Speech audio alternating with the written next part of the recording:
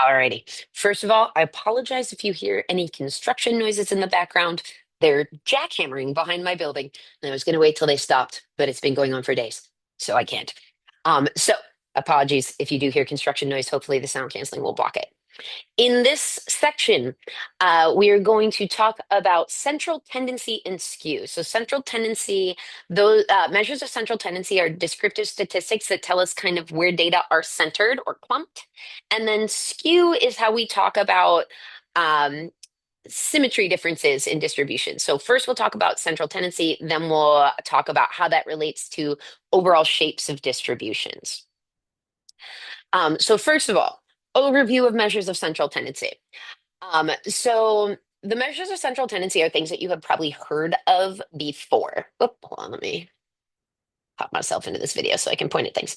All right. So measures of central tendency are things that you have heard of before. The first one here, mean, that's the same thing as an average. So you probably started calculating averages at some point in elementary or middle school with small data sets. You probably also did median and mode, maybe started with median and mode. So mean and average, you're calculating. You're basically piling everything together and equally redistributing it. If you take the average of the cash that a group of people have on them, what you would literally be doing, or not, what you would be theoretically doing is you take all the cash that everyone has and then split it back up equally to everybody. So it basically tells you where the middle point of the data is calculation wise.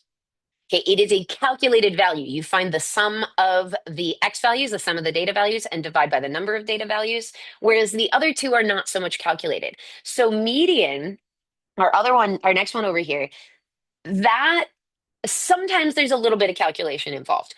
It's just the middle piece in a data set. So we talked about median with percentile. If you're working with percentiles, it's the 50th percentile, assuming a large data set. If you're working with smaller data sets, I'll show you how to calculate that. But basically, you're just looking for the middle value. And if there are two middle values, if you have an even number of pieces of data, you look at what the two middle values are. And then if they are averageable, you might average them. For mode, you're just looking at what the most common value is in the data set. So you don't have to put the data in order to find that. You're just categorizing and you're clumping them by response and then figuring out which response has the highest frequency. In terms of how and when we use these, the data type, the level of measurement is important for figuring out what's most appropriate. So these levels of measurement will keep coming up over and over again. So for measures of central tendency, you notice that the only thing we can do for nominal data is find the mode.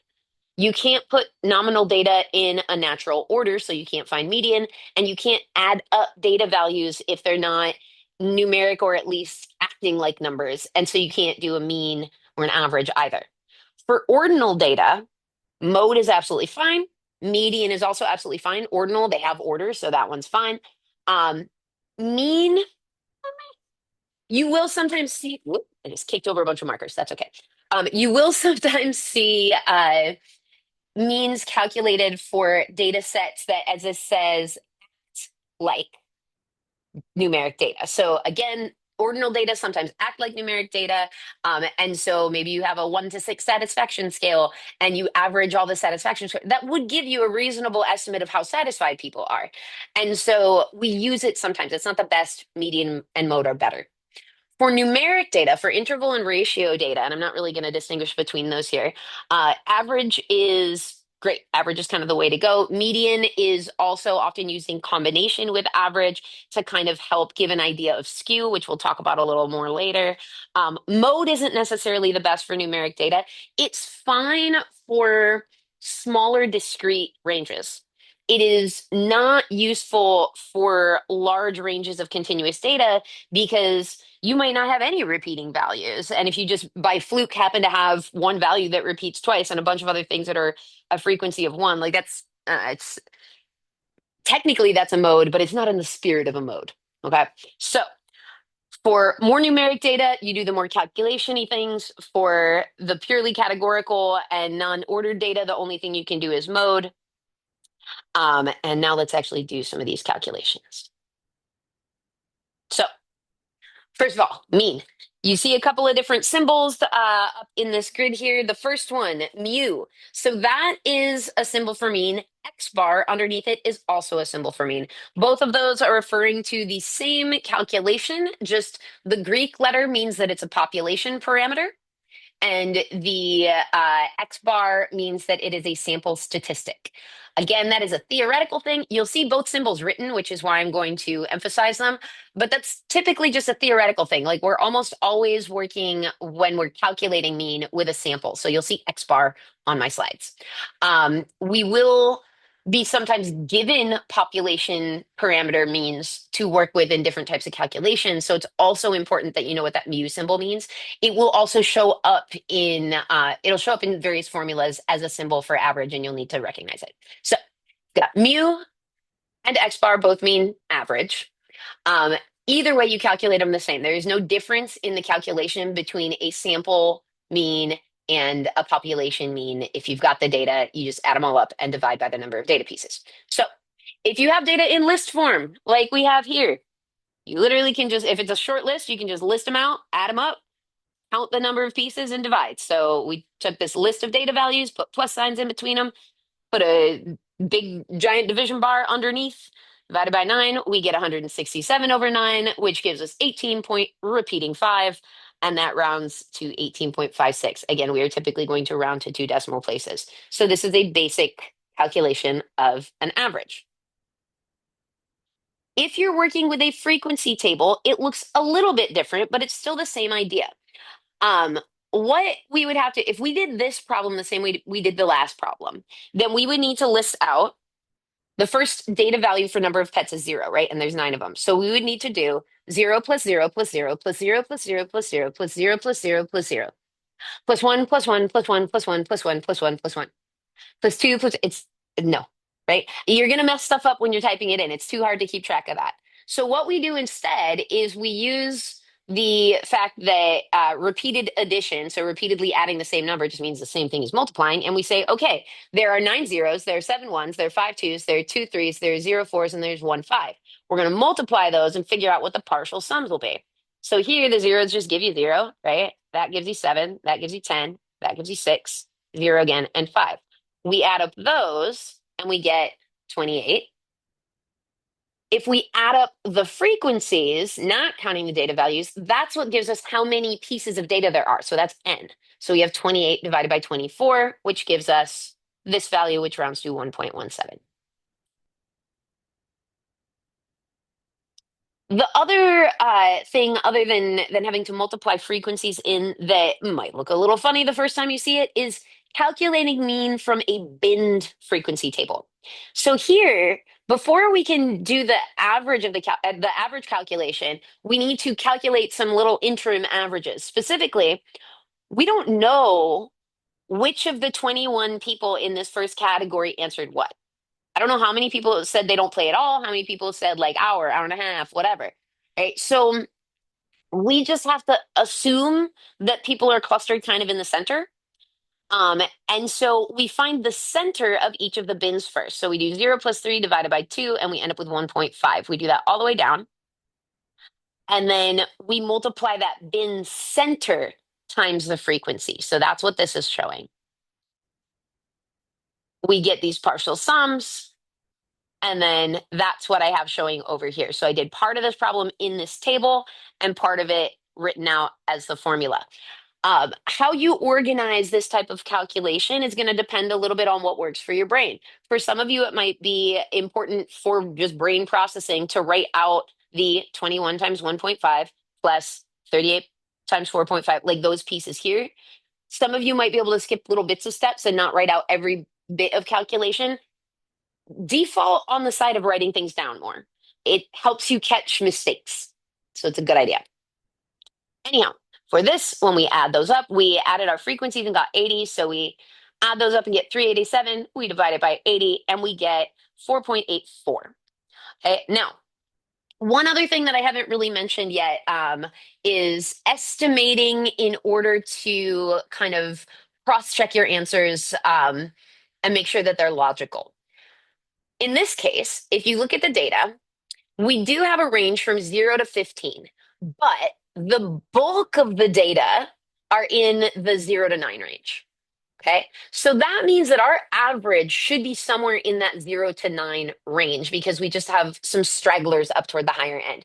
And so maybe a little higher, a little like higher toward 9 versus not, but like probably kind of centered based on where the frequencies are.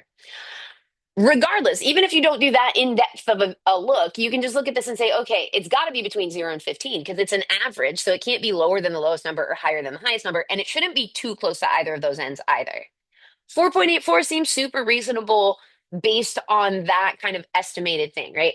It's somewhere around here. We're saying the average is somewhere in here. Well, this is where a lot of the data values fall, and there's about the same number of data values below and above this range. So it makes sense that that would be in the like that the mean would be somewhere in this 3 to 6 bin. Okay? So take all of that and take a swing at these problems. So calculate the average, the mean for each of these three data sets, and then I will walk you through them. Please pause and try this. Pause and try it. You haven't paused and tried it yet. Pause and try it. Okay, I'm going to walk these through with you manually rather than just showing you the slide. You can look at the slide, have it written out on the slide, but it's good to see it live too. So excuse the ugly writing up here. I initially missed a 6 in that list. But our first data set, we know that this is our formula, right? It's sum of x over n. So we want to do the sum of these x's divided by the number of x's. I'm going to shorthand this a little bit, even though this isn't a frequency table, because I don't want to write out all 16 of these numbers. But I know that I have 2 5s. I know that I have 3 6s, 2 7s, 4 8s, 3 9s. So I don't have to write out all of those. I can just use that same repeated addition thing. So I've got that. And then again, let me double check. 1, 2, 3, 4, 5, 6, 7, 8, 9, 10, 11, 12, 13, 14, 15, 16. 16 pieces of data. So that's what goes on the bottom here. This division bar splits the two halves, tells us to treat the numerator, the top half, and the denominator, the bottom half, separately. This is already down to one number, so we just have to mess around with this for a minute. We have multiplication and addition. Multiplication comes first in the order of operations. So we've got 10, 18, 14. I'm just multiplying these little sets of numbers. 32, 27, 10, 12. On the bottom, we still have 16. Okay, I then need to, where did I put my calculator? I then need to add up these numbers if I can find my calculator to do so. I guess I'm doing it in my head. So you got 28 here, 38, 42, 44, 74, 94, 101, 111, 123. Yeah, 123. Okay. So 123 on the top from adding those up, divided by 16. That I am going to find my calculator for. Okay. So 123 divided by 16 gives me 7.6875. So 7.6875, which then would round. The 7 makes this bump up, so 7.69. Okay, so that is the average for the first data set. Okay, for the for the second data set. So for that one, we are working with a frequency table. So when we're working with frequency tables, remember we're doing, well, we kind of did this on the last one, but sum of the f times x's over the sum of the f's. So the sum of frequencies is n, the sum of f times x is what gives us the actual sum of x's for this kind of thing. So we've got 24, 25, 26, 27, 28 as our values. We have 67 24s, 86 25s, 102 26s, let's see, 70, okay, 72 27s, did not write the small enough, and 41 28s pretend that that is super neat and you can read the whole thing really well. It's also written on the slide, so it's okay. And then on the bottom, we have 67 plus 86 plus 102 plus 72 plus 41. It's the same values as the first halves of these because that's the frequencies. So treat the top and bottom of this separately. On the top, the first thing we can do is multiply. So we do 67 times 24 and get 1,608. 86 times 25, 2150. 102 times 36, 3672. 72 times 27 is 1944. And 41 times 28 is 1148. So that gives us the partial sums. On the bottom, we can go ahead and add these up because that's all we have to do on the bottom half is add 86 plus 102 plus 72 plus 41. Okay, so 368 on the bottom. When we add up these top values, 1608 plus 2150 plus 3672 plus 1944 plus 114. Whoops. There we go. Okay, so we end up, oh, I just added that. Sorry, I typed something in wrong. I'm going to do this quicker and without trying to say it out loud.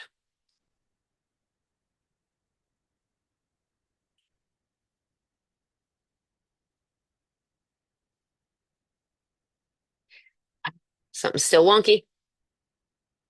So I pre-calculate these and then do them up here because guess what?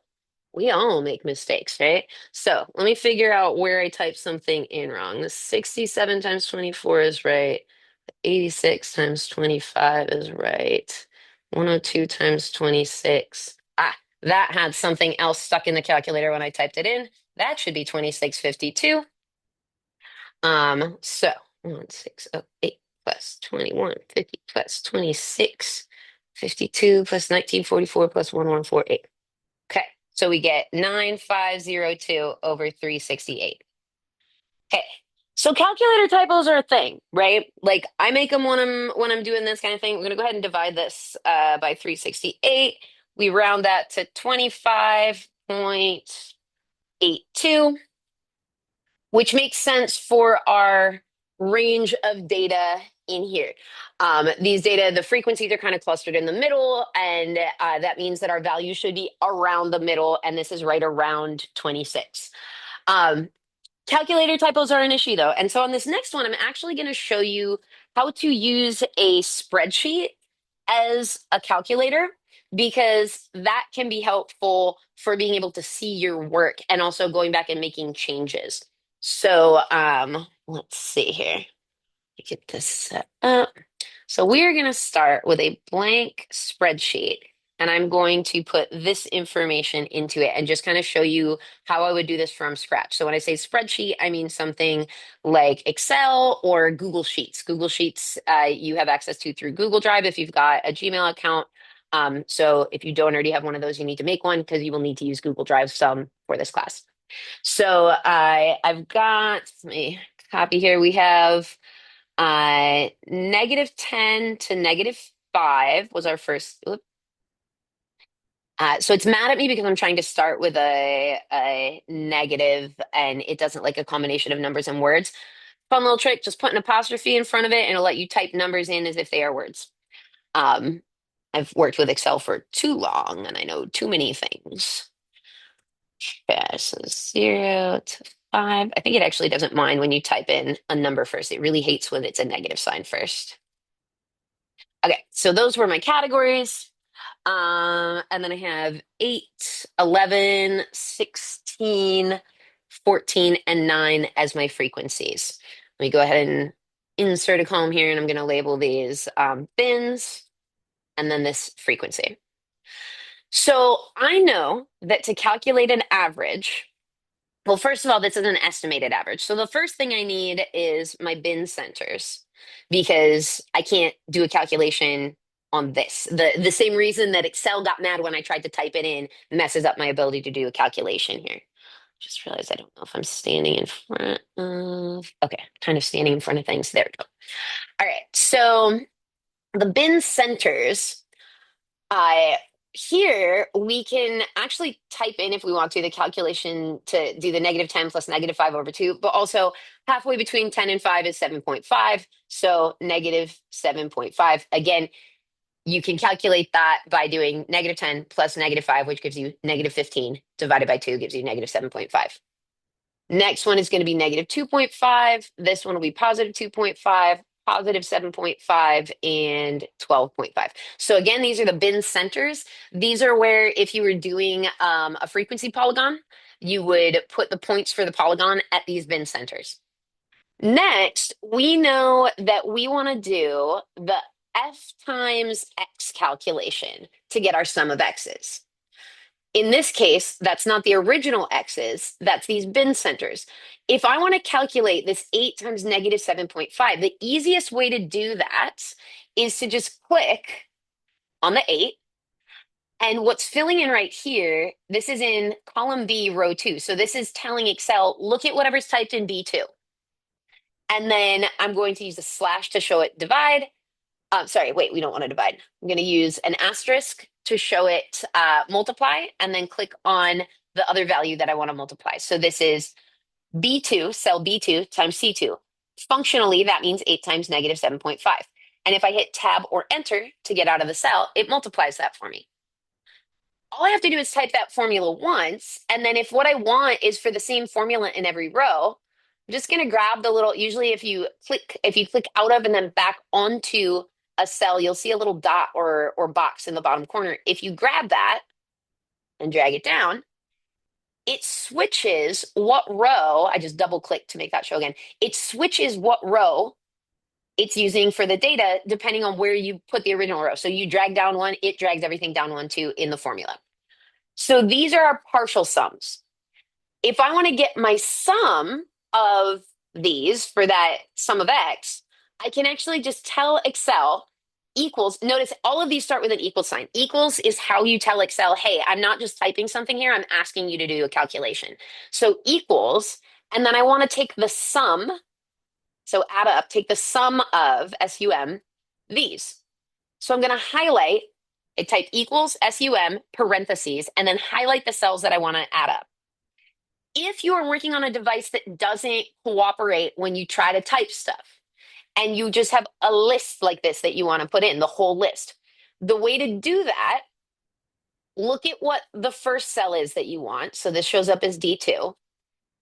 Look at what the last cell is you want. This shows up as D6. So I can actually also manually, without typing, put in here D2, and it automatically knows that's what I'm talking about because that's how these grids work in these spreadsheets. And then a colon, which tells it all the way to, and then I can type in D6. If I put in D2 comma D6, it only does the first and last ones. If I put in D2 colon D6, it knows to take the whole range. So I'm going to get that sum. I also need the sum of the frequencies because that's how I get my n, right? And now I can take my sum of x's divided by my sum of frequencies. So this divided by this. And I get 2.93. Okay, so that also kind of makes sense in terms of where the range would land. This is also like it's centered kind of the mode. We haven't even gotten to mode yet, but it's centered on the 0 to 5. So having this be in the 0 to 5 range, that makes sense. Okay, it's well within range of the -10 to +15, and it makes sense in terms of the distribution of these values as well. So can be pretty satisfied with that. Also, if you set this up and say you realized partway through the problem, oh shoot, I put 10 here and it was supposed to be 11. All you have to do, notice these numbers changed when I did that because this is linked back to this. This is linked back to these. And this is linked back to this. So, and also this is linked. So if I change one number on here, it changes every calculated value. So if you mess something up a little bit, if you calculate one of these bin centers wrong and you're doing some of this work in a spreadsheet, then as long as you got the step-by-step stuff listed out correctly, you're good to go. Okay, you can just change whatever one value you needed to in the list and you're fine again. All right. So that is going to do it for that one. And here are the written out ones from the slide. So you've got those to look back at as well for the step-by-step bits. All right, next up, median. So median from the list. So first of all, we've run into median already. Median is the 50th percentile if you are working with a large data set. I say if you're working with a large data set because if you're working with a small data set where you can actually count how many pieces there are easily, I probably meet the like 50th percentile. That might not be the perfect way to calculate it. You might get something that's like one off. So if you have an actual list of data you're working with, you have the individual values. What you want to do is you want to get the data in order and then find the middle position. So middle position, if you have an odd number of data, that means there is one specific number that's in the middle position. If you have 9 pieces of data, so do this. If you have 9 pieces of data, this is the middle one. Okay. So basically, you have 9, you add 1 to that, you get 10, you divide by 2, and you get 5. That is the middle position in this data set, right? It's the 5 one. So you've got 9, you add 10 onto that, split it in half, and you get the 5th position. So it's not the most intuitive thing, but basically you're just finding the middle value, and that's a formulaic way to do it depending on how many pieces of data you have. A formulaic way to like identify the middle spot. If you have an even number of data pieces, then you might have to take a brief average in order to get the right median because you might have to find the 2 middle data pieces. If you have 10 pieces of data, what's in the middle is here, right? So if you have 10 pieces of data and you divide that by 2, you get 5. The middle pieces are 5 and 6. And so what you actually need is to calculate what's right between the 5th and 6th pieces of data. So in this data set, there are, let's see, how many values? 19 values. So if we want to find the middle position, we do 19 plus 1 gives us 20.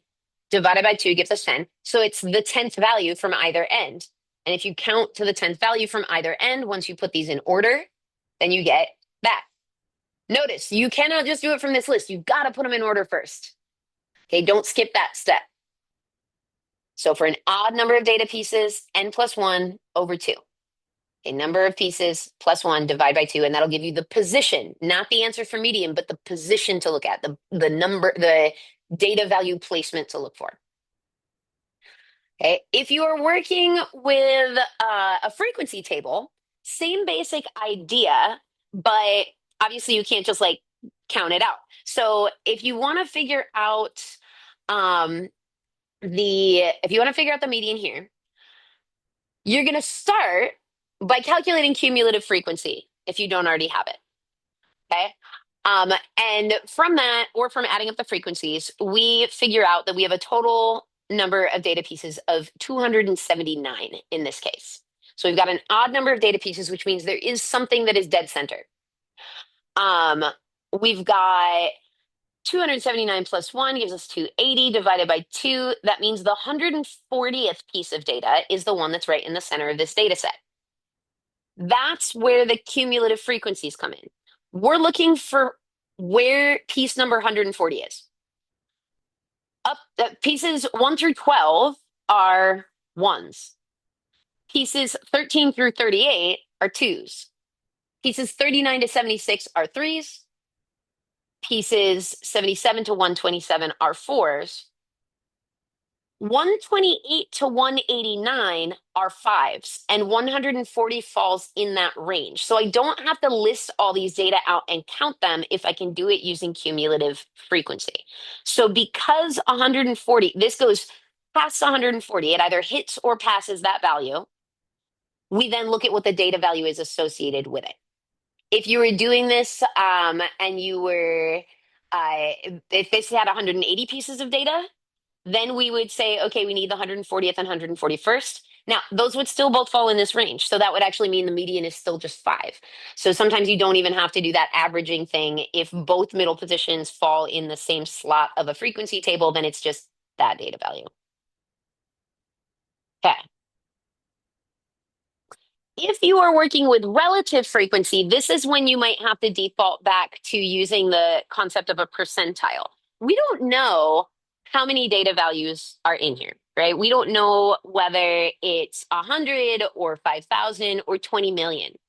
We are going to treat it like it's 20 million, and whatever's at the 50th percentile is just right exactly what we're looking for. Okay, because again, large continuous data sets, etc. Doesn't matter. Look for the 50th percentile, which means start with getting your cumulative relative frequency and look for the first thing that hits or actually that passes, since we're working with percentile now, the first thing that passes 0.5. Okay, the first thing that passes 0.5. So here, the first 4% of data are negative threes. The next 15%, getting us up to 19%, are negative twos. The next 32% of the pieces are negative ones, and that gets up to 51% of the data. That means that even though if I were asked what the percentile was for negative one in this data set, I would say 19th because 19% of the data values are lower than this. If what I'm looking for is the percentile, not the percentile rank, but the percentile like data value, then I need to find the thing that's kind of right at that mark where it passes 0.51. So even though the percentile rank for negative one would actually be something different, it is also the value that's at the 50th percentile in this case. Okay. So we don't know if there's odd or even data values in this case, so that doesn't matter. It's the same thing no matter what. You are just looking for the first cumulative relative frequency that passes the 50% mark. So let's pause and practice this. Please find the median from each one of these data sets. Whoops. Did not mean to go backward there. Find the median from each one of these data sets and we will go from there. Pause. Do it.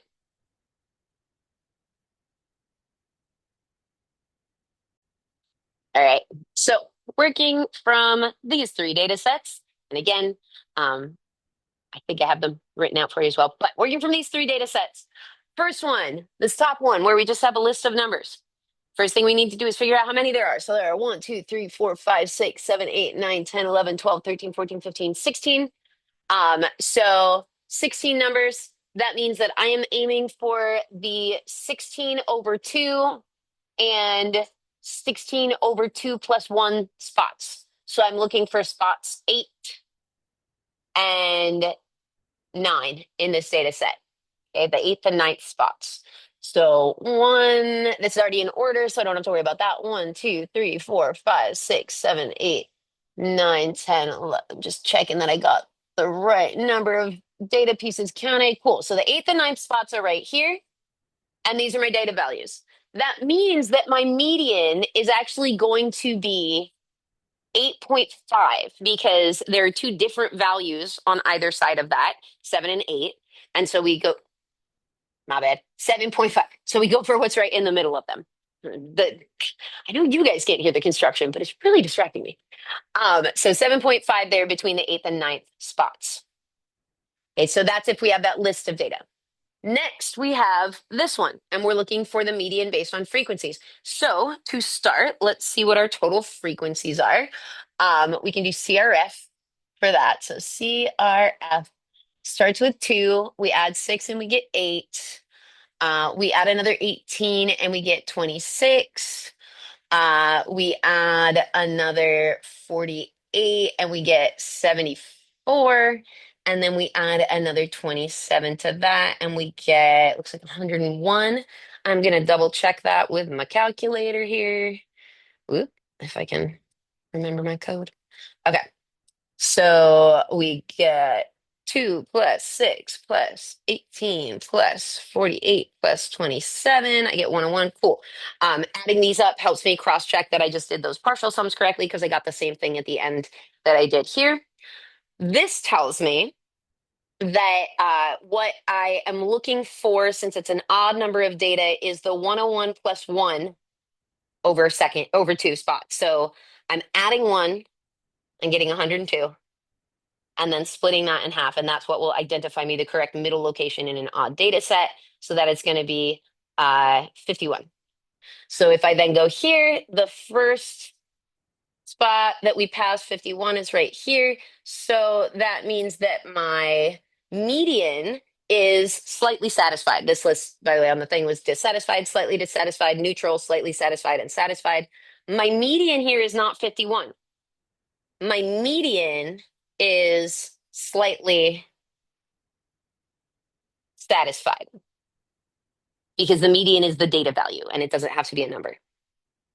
Okay, last one on here, you were given relative frequency, so we're gonna calculate cumulative relative frequency. So again, that first one will just be the 0.31. We add the 0.26 to that and we get 0.57. We add the 0.18 to that and we get 0.75. Here we get 0.86,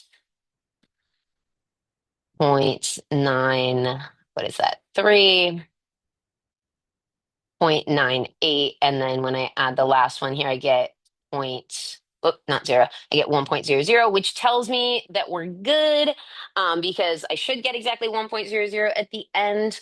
And it's unlikely that I would get that if I had screwed something up unless I did a very specific sequence of screw ups. So next, what we do is we look for the first thing that goes past the 50th percentile. Well, we don't have to go far for that. It's right here. Okay, this is past the 0.5 mark. So that means that our median for this is 2. Not the 0.51, not the frequency. It's always the data value that is the actual median. Okay. So let's see. Where are we? Let me go back to the screen share. All right. So again, you got that same information here, just in slightly different format. So use that as you will. Go back over the videos as you need to if it's not making sense yet. Next, we have mode. So mode just means the most frequent. If you are given a list, then order or group them first if they are not already ordered or grouped. If it's nominal, you can't order them, but you can still group them. In this case, this is ordinal, so you can order it, and that is the easiest way to group it. I then listed the frequencies for each of these values underneath the list. So you can see from this list that 7 is the highest frequency.